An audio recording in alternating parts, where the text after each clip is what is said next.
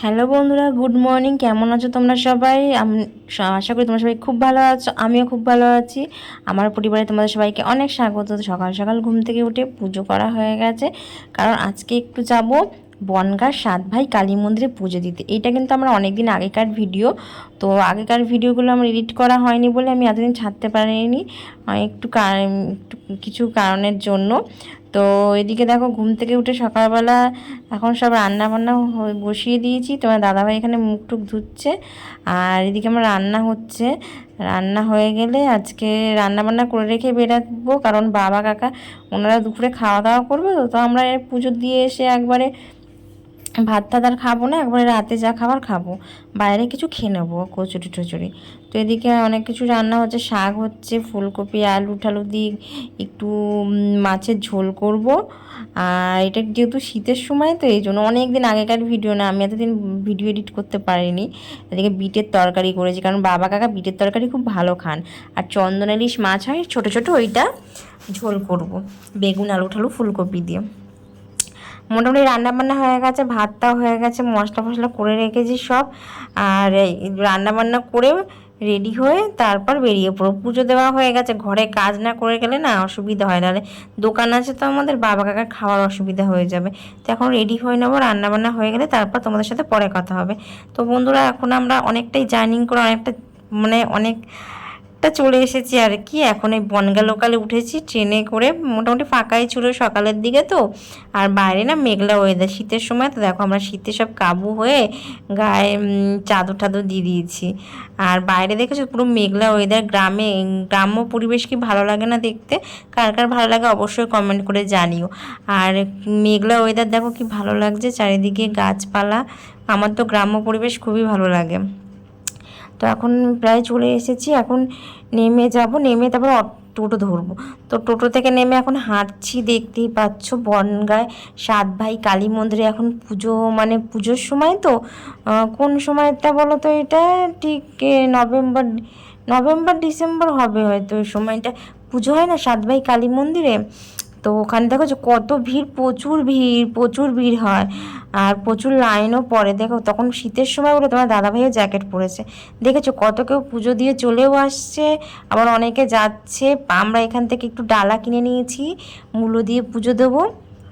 হ্যাঁ, তো এদিকে দেখো হেঁটেই যাচ্ছি, হেঁটে হেঁটে প্রায় চলে এসেছে মন্দিরের কাছে। কেন টোটোওয়ালা না অনেকটা ভেতরে আগে নামিয়ে দিয়েছে আর কি, কারণ মন্দিরের মানে পুজোর জন্য গেট করেছে বলে ভেতরে এত দূর আসবে না ওরা, অনেকটা আগেই নামিয়ে দিয়েছে। তো এখন হেঁটে গিয়ে আবার দেখি কতটা কি লাইন পড়ে। তোমার দাদাভাই বলেছে যদি লাইন বেশি পড়ে তাহলে মানে লাইন দিতে হবে না, টিকিট কেটে মানে কাট করে, তো কাট কেটে মানে টিকিট কেটে ভেতরে ঢুকে যাব। কারণ আবার একটু মেলায় ঠেলায় ঘুরবো, দেরি হয়ে যাবে। আর ঠান্ডার সময় তো ওই জন্য বেশি দেরি করব না, আবার বাড়ি যাব অতটা দূর। এই জন্য দেখেছো কত নতুন নতুন কত সুন্দর সুন্দর জিনিস বিক্রি হচ্ছে, তোমাদের এক ঝলক ভিডিও করে দেখিয়ে দিচ্ছি। আর যা কেনার মেলাতে, মানে মাঠের ওখানে মেলা বসে। আমি তো কোনো দিন আগে আসিনি, বিয়ের পর প্রথমবার আসলাম এখানে। তোমার দাদাভাইয়ের নামে মানত করা ছিল 7 ভাই কালী মন্দিরে, এই জন্যই আমরা আর কি পুজো দিতে আসছি। তো মন্দিরে প্রচুর লাইন দেখে তোমার দাদাভাই টিকিট করেছে। তো এখন আমরা টিকিট কাটার পর ভেতরে এসে পুজো দিই। তাও দেখো না, পুজো দেবো যে শান্তিভাবে পুজো দিতে পারছি না, এত পরিমাণে ভিড় হয়েছে, মানে ঠেলাঠেলি লেগে যাচ্ছে। পুজো দেবো কি পেছন দিয়ে মানুষ ঠেলাঠেলি করছে। তাই তোমার দাদাভাইকে বললাম যে একবার অন্য সময়, মানে এই সময়টা আসবো না, অন্য এক সময় মূলো জোরে পুজো দিতে আসবো না, এমনি এক সময় এসে পুজো দিয়ে যাব ঠাকুরকে ভালোভাবে। কারণ এইভাবে ঠেলাঠেলি করে কি পুজো দেওয়া যায়? তো এদিকে আমাদের পুজো দেওয়া কমপ্লিট হয়ে গেছে। বাইরে দেখো কি ভিড়, মেলা সবাই কেনাকাটা করছে। আর এদিকে লাইন পড়েছে দেখেছো? দেখো তোমাদের লাইনটা একবার দেখিয়ে দিচ্ছি।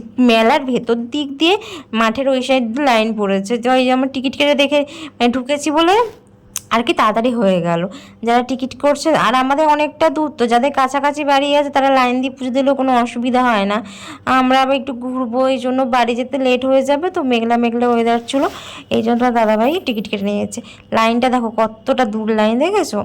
আর দেখো মেলার ভেতরে কত সুন্দর সুন্দর দোকান বসেছে, দেখি কি কেনাকাটা করা যায়। সামনে নাকি একটা পুকুর টাইপের আছে, তো শাশুড়ি মা বললেন চলো ওই দিক থেকে ঘুরে আসি। সবাই দেখো নৌকা করে পারাপার হচ্ছে। তাই একটু এক ঝলক ভিডিও করে তোমাদের দেখিয়ে দিলাম।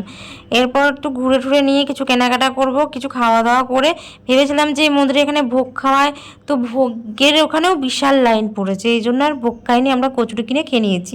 তো এখানে একটু সন্তোষী মা কালীর ফটো টটো কিনলাম আর একটু কিছু কেনাকাটা করলাম। তো কেনাকাটা হয়ে গেলে এখন আবার আমরা যাব, খাওয়া দাওয়া করে চলে যাব বাড়ি। কত বড় মেলা বসেছে দেখেছো, কত সুন্দর সুন্দর জিনিস। তো দেখো বন্ধুরা, অনেকক্ষণ পর আবার চলে এসেছি আমরা ঘুরে ঘুরে বাড়ি এসে আমি কম্বল গায়ে দিয়ে বসে আছি, ক্লান্ত হয়ে গেছি আর একটু মানে ভালো লাগতো না বলে একটু চা খেলাম, চা আর মুড়ি। দেখো বন্ধুরা, তোমার দাদাভাই এখন লঙ্কার চপ দিয়ে মুড়ি খাচ্ছে। এই যে মা চপ ভাজছে, আর এটা বক ফুলের, এটা বক ফুলের, এটাও বক ফুলের। কুমড়ো কোথায়? কুমড়ো কুমড়ো খাবে আর বেগুন খাবে, আবার লঙ্কা খাবে। এটা লঙ্কা কত খায় মানুষ, কত খায়। মেলা থেকে জিলাপি কিনে নিয়েছি, জিলাপি খাওয়া হয়ে গেল। জিলাপির ভিডিও করা হয়নি কিন্তু। আমি খাবো না। এটা কিসের? লঙ্কা।